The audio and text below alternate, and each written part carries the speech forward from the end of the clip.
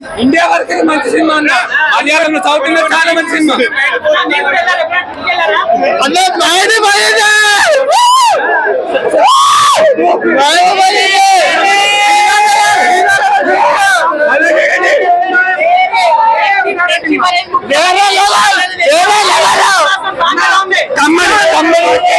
Song మాత్రం highlight అసలు మూవీలో.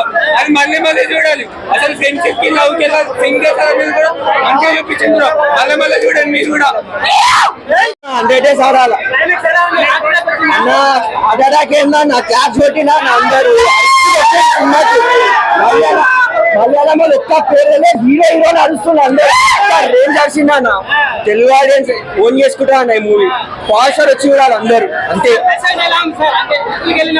మెసేజ్ ఏం లేదు. ఇప్పుడే మా ఫ్రెండ్ మెసేజ్ పెట్టినా ట్రిప్కి వెళ్తున్నా మేము. ఇప్పుడే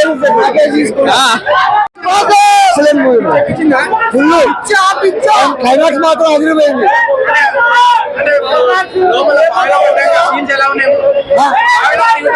సూపర్ అన్న, మైండ్ బ్లోయింగ్. అసలు ఎక్స్పెక్ట్ చేయలే. This is cinema.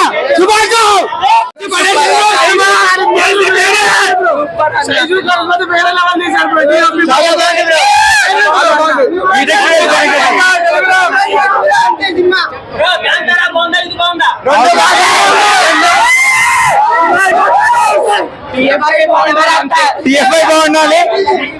కంచి పైనుంచి కింద సర్వైవ్ అవ్వడం, తర్వాత వాళ్ళ ఫ్రెండ్స్ అందరూ కలిసి మొత్తం పైనుంచి తీయడం ఇస్ గూస్ బంప్స్ బాయ్. అలా లాస్ట్ లో సర్వైవ్ అవుతాడు నేను అస్సలకి అనుకోను. ఎందుకంటే హైట్ నుంచి కింద పడ్డాడు.